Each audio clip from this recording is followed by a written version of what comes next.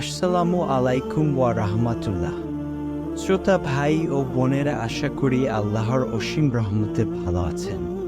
ইসলামের বাণী একটি অডিও প্রোগ্রাম যেখানে ইসলামের বিভিন্ন বিষয়ে অনুশীলন ও আলোচনা করা হয়। ভালো লাগলে চ্যানেলটা সাবস্ক্রাইব করে রাখুন নতুন নতুন ভিডিও পাওয়ার জন্য। আব্দুল মোতালিবের ইন্তেকাল, তার বিবরণ। শিশু মোহাম্মদ সাল্লাল্লাহু আলাইহি ওয়াসাল্লাম ৮ বছর বয়সে সমগ্র আরবের প্রখ্যাত ব্যক্তিত্ব দাদা আব্দুল মোতালিবকে হারালেন। প্রাণবমা জননীকে হারিয়ে যেমন শোকাভিভূত হয়েছিলেন, তেমনি দাদা হারিয়ে ঠিক সেরকমই হলেন। এই অকাল মৃত্যু হাশিম গোত্রকে আলোড়িত করে তুলে। এই মৃত্যুর প্রভাবে আরবের ইতিহাস অন্যদিকে মোড় নেয়। কারণ হাশিম গোত্রের তখন এমন একজনও ছিল না যিনি মোতালিবের স্থান পূরণ করতে পারে। আব্দুল মুতালিব এর পুত্র আবু তালিব অত্যন্ত গরিব ও সাদাসিধে ব্যক্তি ছিলেন। তাই তার কর্তৃক তীর্থগামীদের ভার বহন করা অসম্ভব ছিল। অন্যদিকে হারিস ছিলেন একেবারেই অকেজ। অন্য পুত্র আবু লাহাব ছিল শয়তানের সর্দার। এই সময়ে আব্দুল মুতালিব পরলোক গমন করার পর আবু তালিব তার কাজ চালাতে থাকেন। আবু সুফিয়ান, তার বিবরণ। আব্দুল মুতালিবের ইন্তেকালের বনু হাশিম গোত্র দীর্ঘ দুপুরুষধারে আরবে যে প্রভুত্ব চালিয়ে এসেছিল তা ভীষণভাবে আঘাতপ্রাপ্ত হল। হযরত রাসূলে করিম সাল্লাল্লাহু আলাইহি ওয়াসাল্লাম এর ৪০ বছর বয়স থেকে ৬০ বছর বয়স পর্যন্ত এই দীর্ঘ ২০ বছর আবু সুফিয়ান তার ঘোর শত্রু হয়েছিলেন। তার প্রথম কারণ, আবু সুফিয়ানের ধারণা ছিল হযরত রাসূলে করিম সাল্লাল্লাহু আলাইহি ওয়াসাল্লাম ছিলেন এই বনু হাশিম গোত্রের মানুষ, যে গোত্র আবু সুফিয়ানের পূর্বপুরুষ হারব ও উমাইয়াকে মক্কার ক্ষমতা হইতে দূরে সরিয়ে দিয়েছিল। কিন্তু প্রকৃতপক্ষে এই ইতিহাস সত্য নয়। হারব ও উমাইয়াকে দূরে সরিয়ে দেওয়া হয়নি, বরং তারা নিজের অযোগ্যতার কারণে দূরে সরে গিয়েছিল। দ্বিতীয়ত, হযরত রাসূলে করিম সাল্লাল্লাহু আলাইহি ওয়াসাল্লাম আরবের সমস্ত মূর্তিগুলোকে ধ্বংস করার নির্দেশ দেন। অথচ এই মূর্তিগুলির উপরেই আবু সুফিয়ানের নেতৃত্ব নির্ভর করত। আবু সুফিয়ানের এই শত্রুতা আরও শক্তিশালী হল আবু লাহাবের সাহায্য সহায়তা। জীবনের প্রায় শেষ দিন পর্যন্ত হযরত রাসূলে করিম সাল্লাল্লাহু আলাইহি ওয়াসাল্লাম কে ওদের বিরুদ্ধে সংগ্রাম করতে হয়েছে। তবুও তিনি তার স্বভাবজাত, সহজাত ও জন্মগত অদম্য মনোবল হারাননি। সত্য ও ন্যায় এর জন্যে সংগ্রামে তিনি কখনো পিছপা হননি। তার সংগ্রাম কোনো রাজ্যকে জয় করতে নয়, ধ্বংস করতেও নয়। তার সংগ্রাম ছিল মূলত সত্য ও ন্যায়কে প্রতিষ্ঠা করতে। তিনি হলেন আপোষহীন চির বিপ্লবী নেতা। অভিভাবক আবু তালিব। আব্দুল মোতালিব তার মৃত্যুশয্যায় শিশু মোহাম্মদ সাল্লাল্লাহু আলাইহি ওয়াসাল্লাম এর অভিভাবক হিসেবে আবু তালেবের উপর ভার দিলেন। আবু তালিবও ভ্রাতুষ্পুত্রকে প্রাণের মতোই ভালোবাসতেন।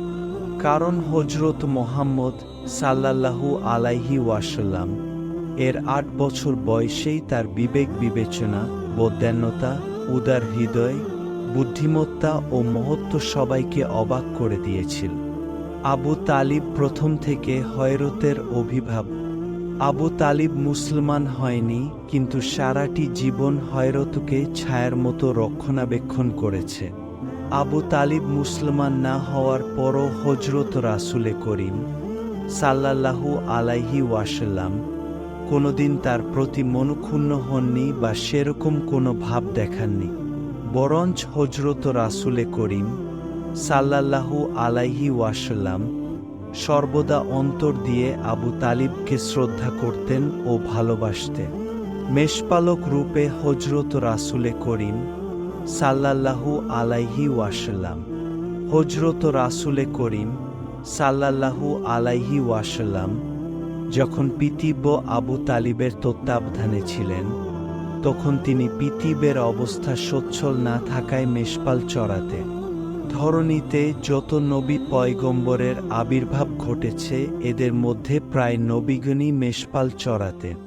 হযরত রাসূলে করিম সাল্লাল্লাহু আলাইহি ওয়াসাল্লাম নিজেও কিছু অর্থের বিনিময়ে অন্যের মেষ চড়াতেন। ওই সময়কার মানুষের জীবন জীবিকার একমাত্র পথই ছিল মেষ, ভেড়া উষ্টপালন করা ও এদের দুগ্ধ পান করা। কাজেই আল্লাহর দূত হযরত মুহাম্মদ সাল্লাল্লাহু আলাইহি ওয়াসাল্লাম উন্মুক্ত মরুপ্রান্তরে পালাক্রমে মেষ চড়াতেন। পরবর্তী সময়ে দেখা যায় যে তার শিষ্যরা তাকে পাকা জাম এনে দিলে তিনি আনন্দচিত্তে গ্রহণ করে খেতেন। কালো জাম ছিল খুবই সুস্বাদ। এই জাম মেষ চড়ানোর সময় খাওয়ার অভ্যাস করেছিলেন। হযরত রাসূলে করিম সাল্লাল্লাহু আলাইহি ওয়াসাল্লাম এর প্রথম সিরিয়া গমন। হযরত রাসূলে করিম সাল্লাল্লাহু আলাইহি ওয়াসাল্লাম এর 12 বছর বয়সে আবু তালিব মনস্থ করলেন সিরিয়াতে বাণিজ্যোপলক্ষে যাত্রা করবে। এই বাণিজ্য যাত্রায় হযরত রাসূলে করিম সাল্লাল্লাহু আলাইহি ওয়াসাল্লাম চাচার সাথী হওয়ার ইচ্ছে পোষণ করলেন, কিন্তু প্রথম তিনি রাজি হলেন না। অবশেষে হযরত রাসূলে করিম সাল্লাল্লাহু আলাইহি ওয়াসাল্লাম তার চাচাকে এতই ভালোবাসাতেন যে তাকে না নিয়ে আবু তালিব যেতেই পারলেন না। তাই আবু তালিব ভ্রাতুষ্পুত্রকে সাথে নিয়ে যাত্রা করে প্রথমে বসরা নামক স্থানে গিয়ে উপস্থিত হলেন। ঐতিহাসিকগণ বলেন, এই সময়ে বসরায় বুহাইরা নামক এক খ্রিস্টান ইহুদি বসবাস করতেন। তিনি বালক মুহাম্মদ সাল্লাল্লাহু আলাইহি ওয়াসাল্লাম কে দেখে তার অর্থাৎ তার দৃষ্টিতে এমন এক বৈশিষ্ট্য ধরা পড়ল, যে কারণে তিনি ভবিষ্যদ্বাণী করলেন যে আগামী দিনে এই বালক নবীর মর্যাদা লাভ করবে। এই চিন্তা করে আবু তালিবকে তিনি সতর্ক করলেন যাতে তিনি এই অসাধারণ বালককে নিয়ে আর কোথাও না যায়, কারণ ইহুদিরা ওর ক্ষতি করতে পারে। এই ভ্রমণেই হযরত রাসূলে করিম সাল্লাল্লাহু আলাইহি ওয়াসাল্লাম কে প্রথম বহির্বিশ্বের স্বাদ আস্বাদন করা। তিনি আপন অন্তরে সৃষ্টির শ্রেষ্ঠত্ব ও বিশ্বের বিরাটত্ব অনুভব করলেন। তিনি এই ভ্রমণে সামুদ গোত্রের রাজত্বভূমি বিরাট প্রান্তর ওয়াদিল কুরাও অতিক্রম করলেন। দেখলেন তাদের ধ্বংসাবশেষ। পরবর্তীকালে পবিত্র কোরআনেও তার বর্ণনা করা হয়েছে। এই বাণিজ্য যাত্রায় আবু তালিব আশাতিরিক্ত লাভবান হয়েছিলেন। এই বাণিজ্য যাত্রা এত সুখকর হয়ে উঠেছিল যে জীবনে আর কখনো তা ভুলতে পারেননি।